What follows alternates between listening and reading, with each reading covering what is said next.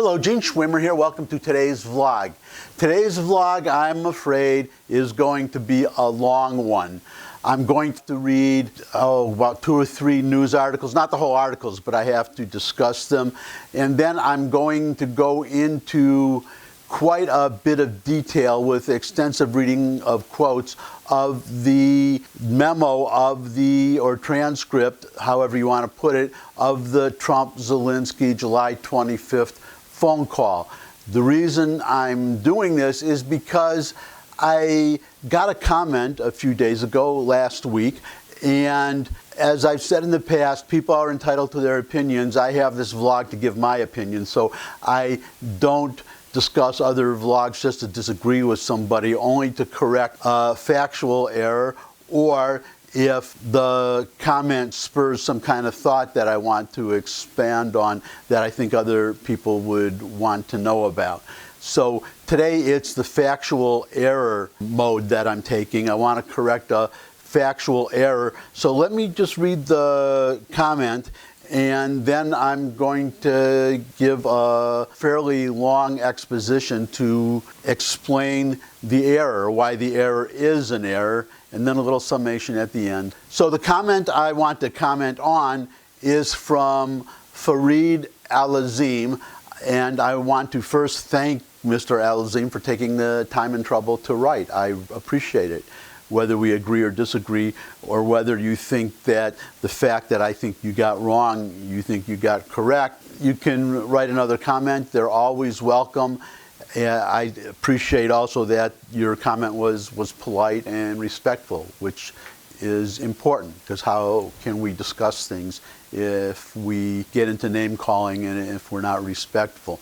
I have to set this up too, the comment, in case you haven't been following past vlogs. I hope I'm getting some new viewers. A few days ago, I put up a couple news items, mentioned that Elizabeth Warren and Bernie Sanders openly threatened, publicly threatened to withhold aid from Israel unless Israel changed its policies vis-a-vis the Palestinians and settlements and so on and so forth. And I asked, how is what Sanders and Elizabeth Warren did any different than what Trump did? Now I have to clarify here, I guess, because if you're going to be really technical, I said that how is that different, or I asked how is that different what they did from what Trump is being accused of. But that's not exactly correct, as you'll see as we go along. What I should have said is, how is that different than what Trump did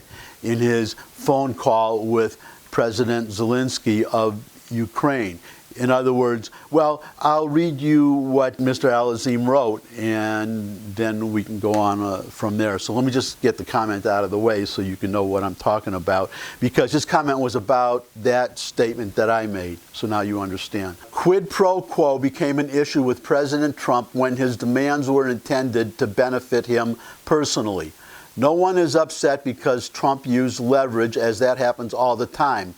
Bernie withholding aid wouldn't be illegal unless he specifically did it for his own political financial gain. Technically, that is correct. What Sanders and Warren did is different from what Trump is being accused of.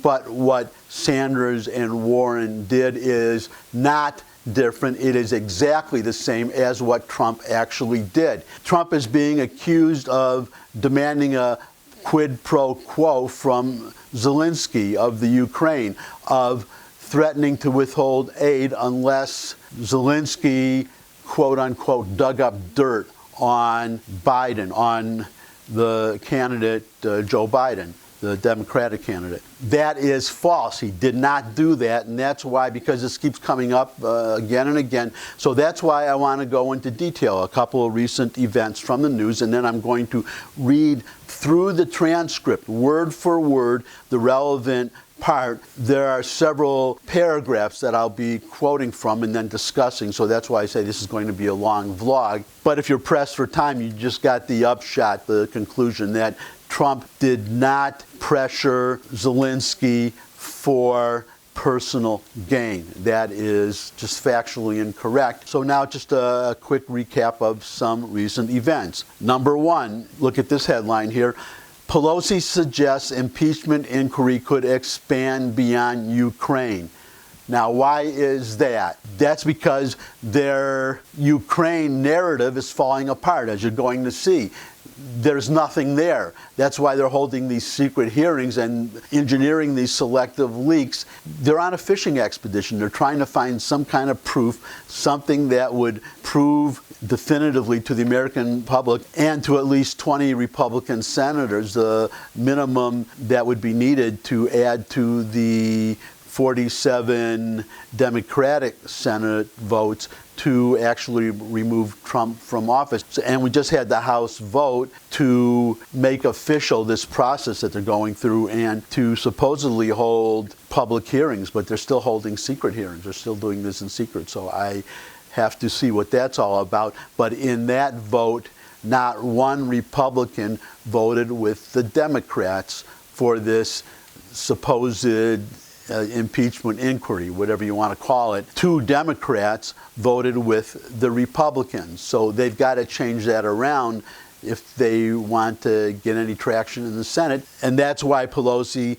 is saying that they're now going to go beyond Ukraine, just as they went beyond the Russian collusion hoax when that turned out to be just that, a hoax. Then they moved on to this item, Ukraine, and now they're on a fishing expedition for something else. As they say, actions speak louder than words, and you can see by this statement from Pelosi, by continuing to hold these hearings in secret, by not letting Republicans call witnesses, and in these public hearings that they're supposedly going to have, requiring Republicans to get permission from the Democratic chairman, Schiff and Nadler, to be able to call witnesses. So they may still not be able to call their witnesses, and to cross-examine, to have the president's attorney present. Looks like he's not going to be allowed to be present either in the House hearings. Only if it goes to the Senate, then the president's attorney can be present for and hopefully ask questions. Well, I would assume so in the Senate hearings, but that's because that would be in the Senate's purview, up to them, and Mitch McConnell would be setting the rules there. So again, actions speak louder than words. It's obvious that at least so far they don't have anything. And we know from these, well, let me go on to another item here.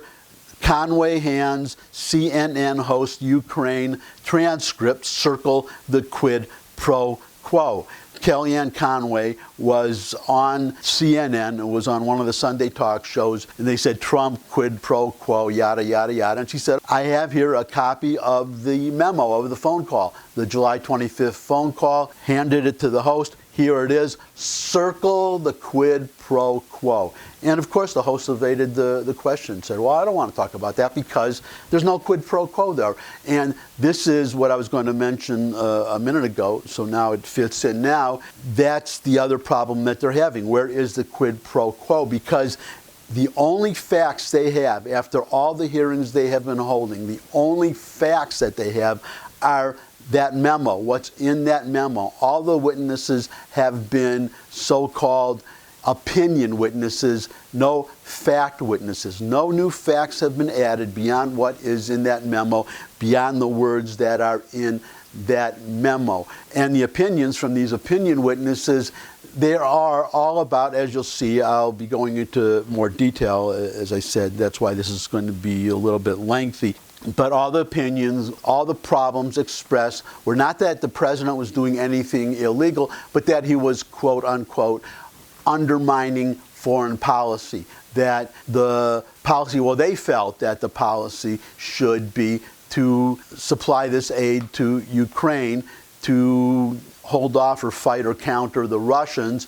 Trump thought it was more important to get to the bottom of the Russian collusion hoax and this so-called deep state attempt to force him out of office or to prevent him from being elected in the first place, and to investigate, most important, to investigate corruption in the Ukraine, or to be assured that corruption would be investigated, as you'll see when I read from the actual transcript in detail, because he did not want to give money to a corrupt government. That's been Trump's mantra, focus, since he became president, not just about corruption in the Ukraine, but getting NATO to pay up, about spending money overseas for this or that, whether to spend the government's money on a whole host of different things, Iraq, Syria, a whole host of things. I disagree with the president. I've said so in the past. I disagree with the president, but it's his call, and that's the same thing with these opinion witnesses about being worried about Trump undermining foreign policy. Well, they're not the president. The president sets foreign policy. If you don't like it, then run for president or get another president elected, but you don't get to force the president out of office because you don't like his foreign policy. And that's what this is all about, except for hating Donald Trump. That's the other aspect of this, and we'll get into that in more detail. So we just did Kellyanne Conway. Now we get to Tim Morrison. Tim Morrison is, or he was at the time of the phone call, the Senior Director for European Affairs at the White House and the National Security Council. What's important about Tim Morrison is he was on that call. He was on that call, so let's hear what he had to say. And I'm linking to Morrison's opening statement, so you can read the whole statement for yourself, because that's quite lengthy too.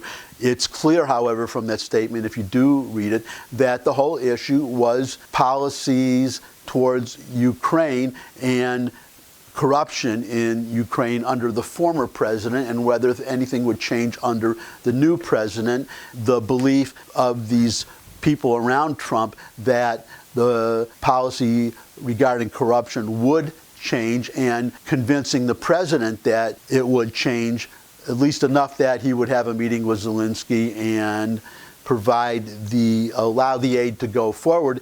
That Olinsky had no idea at the time of that phone call that there was any problem with the aid. That's clear from this opening statement. Now, what's important about this opening statement and the other opening statements is that, as I've said and as we all know, Schiff has been holding these hearings in secret, forbidding the Republicans from revealing anything that goes on or is said or testified to in those hearings, while at the same time selectively leaking certain portions of testimony that benefit his case and hurt the president, or that are supposed to benefit his case and hurt the president. But these opening statements are being made public, or we're finding out about them somehow. But we have the complete unedited opening statements, so we can look at those and see what the witnesses are saying. So here's what Morrison wrote in his opening statement. I also reviewed the memorandum of conversation,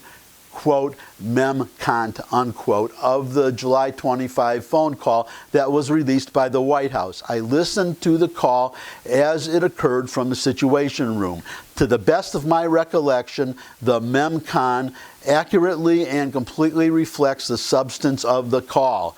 So somebody said that the transcript had been edited or certain things had been left out, so he's saying that, no, this memo accurately and completely reflects the substance of the call, to the best of his recollection. I also recall that I did not see anyone from the NSC, that's the National Security Council, legal advisor's office in the room during the call. After the call, I promptly asked the NSC legal advisor and his deputy to review it.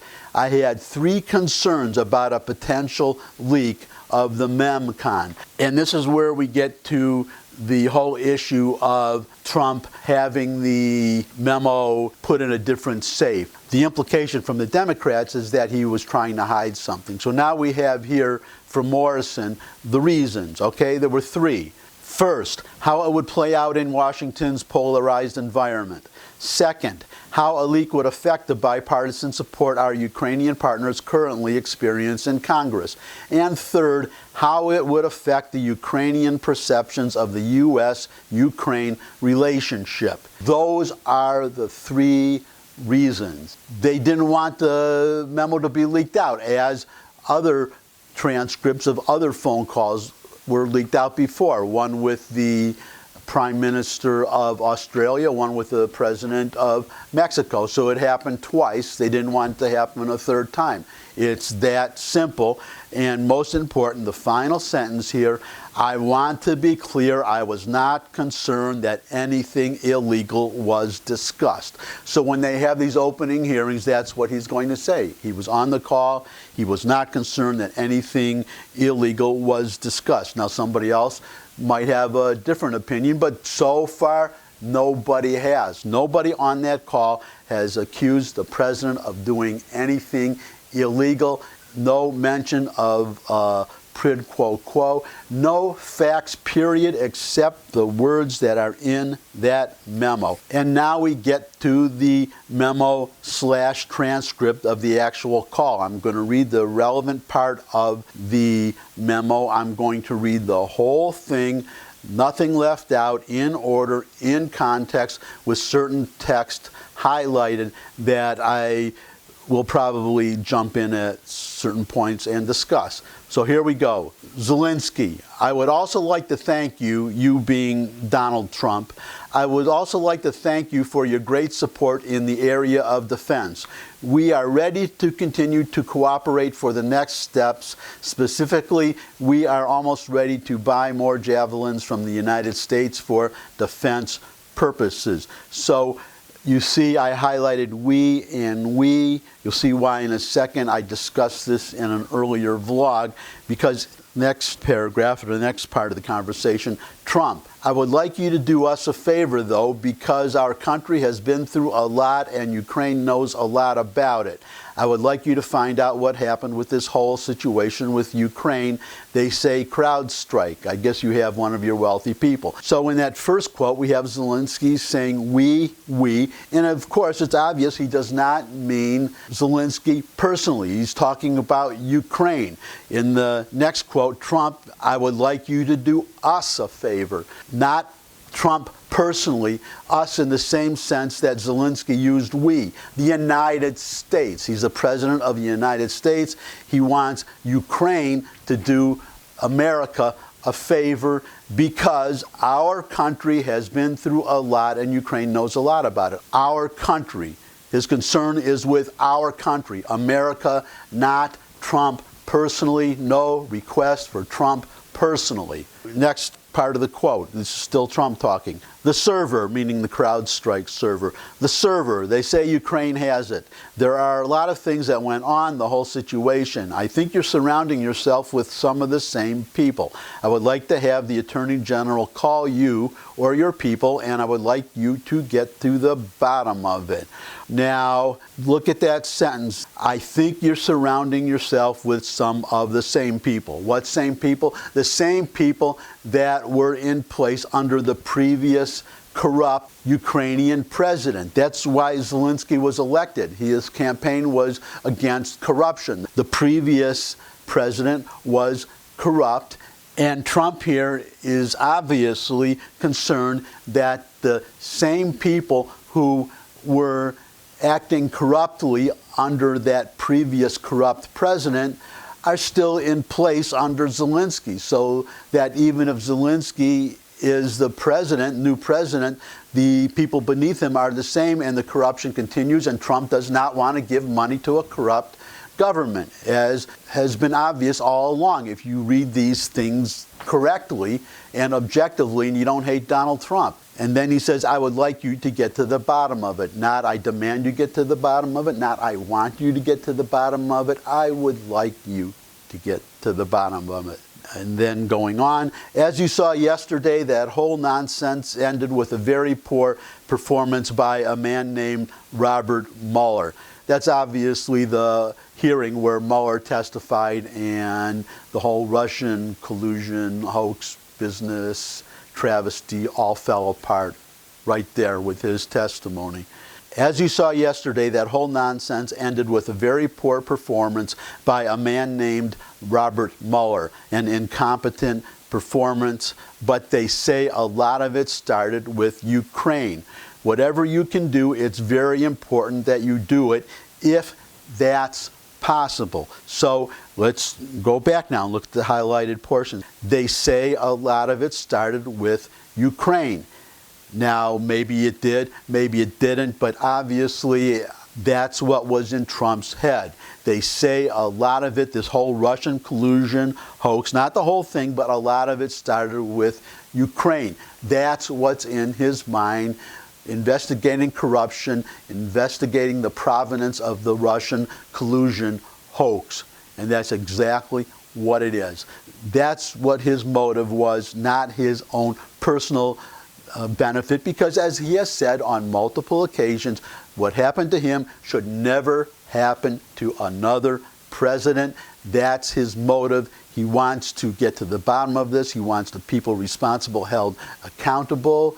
He wants to make sure that this never happens to another president. He's not thinking of himself. He's thinking of the country. He's thinking of future presidents, and obviously he's thinking about democracy, about our whole system of government. You can't have a deep state throwing elections and influencing elections and deciding who becomes president and forcing out of office somebody who becomes president against the deep state's wishes. And then he says at the very end, whatever you can do, it's very important that you do it if that's possible. Not I want you to do it, not I demand that you do it, but important that you do it. Not a request to do, but just saying that it's important that you do it if that's possible. The obvious assumption from that sentence is that Zelensky has an out. If he can't do it, if it's not possible, then he just has to say that it's not possible, that he can't do it. Even if he could do it, he could just say, well, it's not possible, I can't do it. That would be the end of it. Okay, next quote, and this one actually is going to be a lengthy one. I don't have a comment on any element of the quotes, but you'll see why I'm reading them in a minute. So just bear with me. It's Zelensky speaking. Yes, it is very important for me in everything that you just mentioned earlier. For me as a president, it is very important, and we are open for any future cooperation. We are ready to open a new page on cooperation in relations between the United States and Ukraine. For that purpose, I just recalled our ambassador from the United States, and he will be replaced by a very competent and very experienced ambassador who will work hard on making sure that our two nations are getting closer. I would also like and hope to see him having your trust and your confidence and have personal relations with you so we can cooperate even more so. I will personally tell you that one of my assistants spoke with Mr. Giuliani just recently, and we are hoping very much that Mr. Giuliani will be able to travel to Ukraine, and we will meet once he comes to Ukraine. I just wanted to assure you once again that you have nobody but friends around us. I will make sure that I surround myself with the best and most experienced people. I also wanted to tell you that we are friends. We are great friends, and you, Mr. President, have friends in our country so we can continue our strategic partnership. I also plan to surround myself with great people. And in addition to that investigation, I guarantee as the President of Ukraine that all investigations will be done openly and candidly. That I can assure you. So we have in the little quote block before the one I just read, he's assuring the President that he's going to surround himself with the quote, best and most experienced people, unquote. In other words, not the people that were with the previous president. In other words, Zelensky is assuring Trump that he is going to use under him new, experienced, and most important, honest people, not the previous administrations, the previous Ukrainian administration's corrupt people about whom Trump was concerned. So he's reassuring him, and he's also assuring Trump that all the investigations will be done openly and candidly. So if that's the relevant part, why did I read all that other stuff? It's because all that I read, no mention of Biden, All of that happens before Biden even comes into the picture. So now we get to Joe Biden. Trump. Good, because I heard you had a prosecutor who was very good and he was shut down, and that's really unfair. A lot of people are talking about that, the way they shut your very good prosecutor down, and you had some very bad people involved. Mr. Giuliani is a highly respected man. He was the mayor of New York City, a great mayor, and I would like him to call you.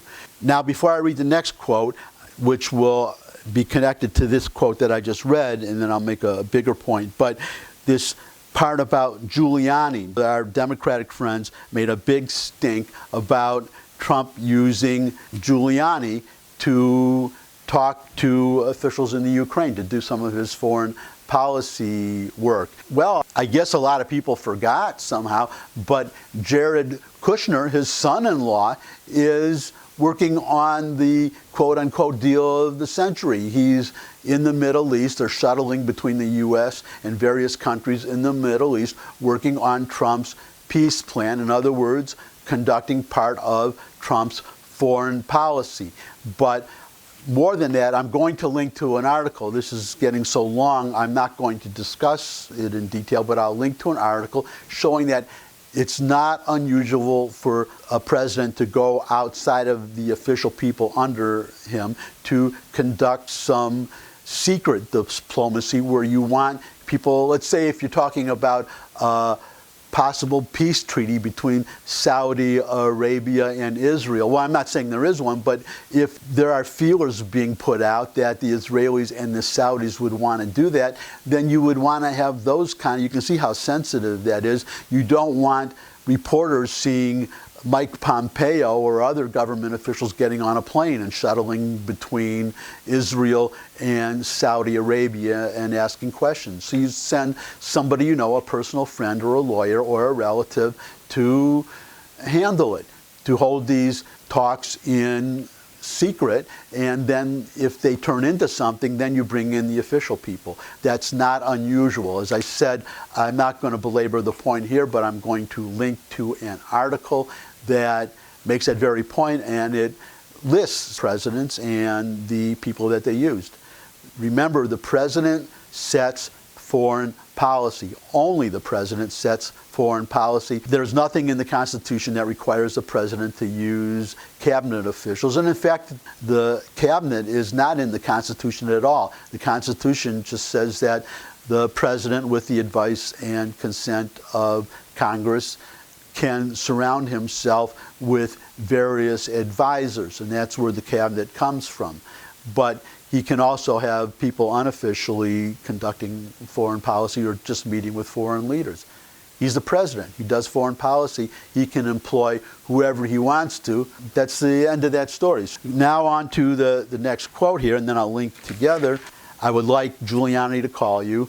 I will ask him to call you along with the Attorney General. So in at least some of these cases, the Attorney General is William Barr. He is on the call too, and he certainly is in the loop. So that is just a red herring. So I wanted to make that clear. Rudy very much knows what's happening, and he is a very capable guy. If you could speak to him, that would be great. The former ambassador from the United States, the woman, was bad news, and the people she was dealing with in the Ukraine were bad news. So I just wanted to let you know that.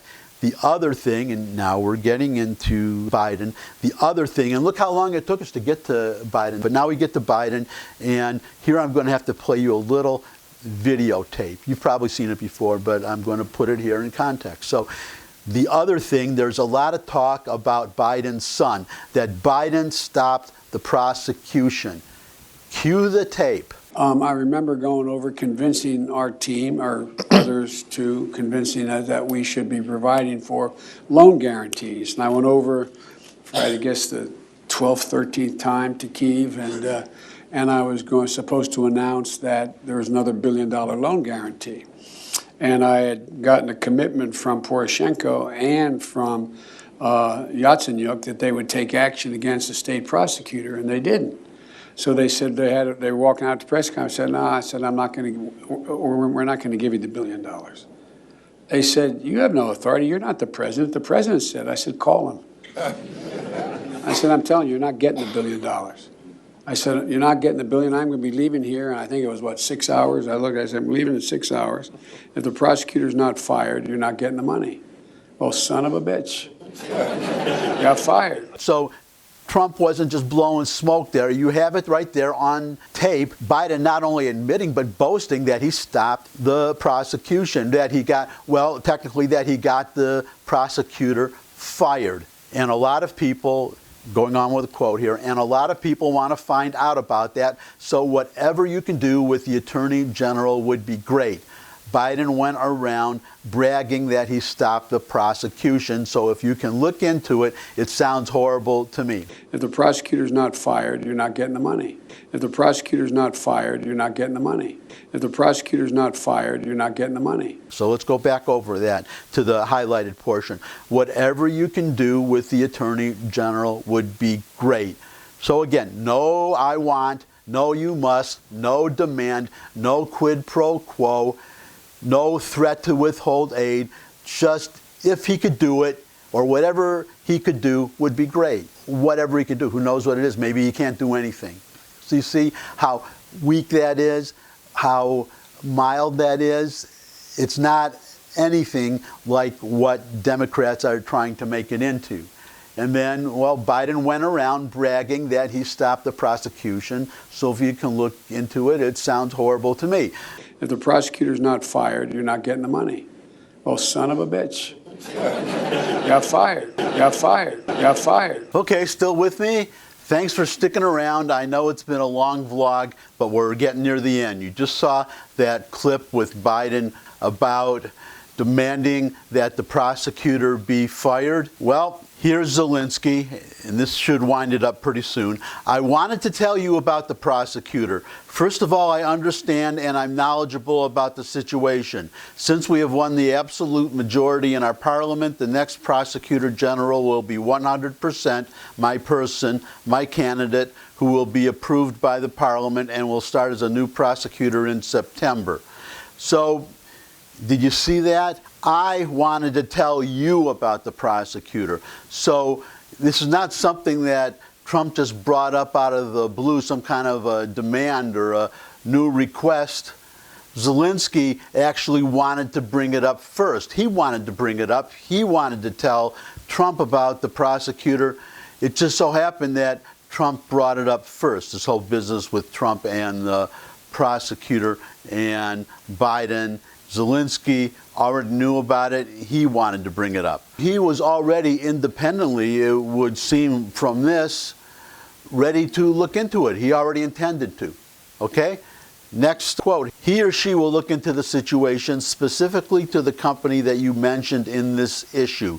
The company being Burisma, the company on whose board Hunter Biden, who had been discharged from the military for cocaine use, had no experience or knowledge of the energy industry, and on whose board, the Burisma board, he sat. So as you saw in the previous quote, Zelensky already aware of the situation, assuring Trump he will look into it. He was going to bring it up first. He wants to look into it. From what I can see here, he's not being pressured. And he said he wasn't being pressured. Remember in that sit down with Donald Trump, he said he wasn't being pressured. And it's obvious from this that he wasn't. So we have, start again. He or she will look into the situation specifically to the company that you mentioned in this issue. The issue of the investigation of the case is actually the issue of making sure to restore the honesty. So we will take care of that and we'll work on the investigation of the case. In other words, once again, he wants to assure or reassure Trump that the corruption problems under the previous Ukrainian president, that those are gone. That's the other purpose of this investigation, to assure Trump that the Zelensky administration in the Ukraine is honest, so that, well, just to assure him that it's honest, because again, he did not know that there was any question of aid being withheld. So it wasn't to assure Trump so that he would provide the aid. He thought the aid was already on the way. Remember that. And then finally, This will be the last one. On top of that, I would kindly ask you if you have any additional information that you can provide to us. It would be very helpful for the investigation to make sure that we administer justice in our country with regard to the ambassador to the United States from Ukraine. As far as I recall, her name was Ivanovich. So he is asking Trump now in a very friendly manner if he has any additional information to help the Ukraine with this ambassador, Ivanovich. But you see, now they're onto a whole new subject of this ambassador. They're off the prosecutor, they're off Biden, they're onto this new subject of the ambassador. And as Trump said, I mean, I won't go as far as he did to say it was a perfect call, but as Tim Morrison said in that earlier opening statement that I read you, he saw nothing illegal, I see nothing illegal, and I see nothing really improper at all. Sorry to say, well, I'm not sorry, I'm happy to say. I don't see that. So getting back now, bringing the train into the station, coming full circle, we come back to the comment with which I started this whole vlog, the comment from Fareed Al-Azim. So as we revisit Al-Azim's comment, after all that I've just shown you, read, shown quotes, etc., and the clip from Biden, he's right. Mr. Al-Azim is absolutely correct. Bernie withholding aid wouldn't be illegal unless he specifically did it for his own political/financial gain. And Trump withholding aid also wouldn't be illegal unless he specifically did it for his own political/financial gain. And that's what I just shown. He did not. He didn't do it for his personal gain. I just read the whole thing in detail. Now, if you want to disagree with me, you can. That is what the comments are for below the video. Have at it, all of you. You can have at me or you can have at each other. I would love to see a vigorous debate. But after all of this and after carefully reading these new articles, this new information I gave you, Pelosi, Conway, Morrison, and the entire Trump-Zelensky conversation, I stick with what I said, that what Trump did was no different from, absolutely identical to what Sanders and Elizabeth Warren did. What Trump did vis-a-vis Ukraine is no different, is absolutely identical to what Sanders and Warren did vis-a-vis Israel. You know, on second thought, no, that's not true. I spoke too fast. There are two differences, actually, big differences. Warren and Sanders made specific threats. Trump made no threat at all. That's number one. The second difference is that Sanders and Warren made their threats publicly. They publicly threatened Israel that they would, if they were elected, threaten to hold aid back from Israel unless Israel changed a specific policy with which Sanders and Warren disagreed. Trump's conversation, and again, there was no threat, was entirely private, was kept in a special safe, in fact, to be sure to keep it private. So that is a major difference. And I guess that's it. Thanks for stopping by. Thanks for, if you did, staying for the whole vlog. I'm going to try to make it up for you with a shorter one next time, but I do appreciate it. And, well, thumbs up if you like this vlog, and share it with anybody you think would benefit from it too. And as I already said, if you have any comments, put them in the comments section below the video. And subscribe, and finally come back and see me again. I would love to see all of you again. And until I do, bye.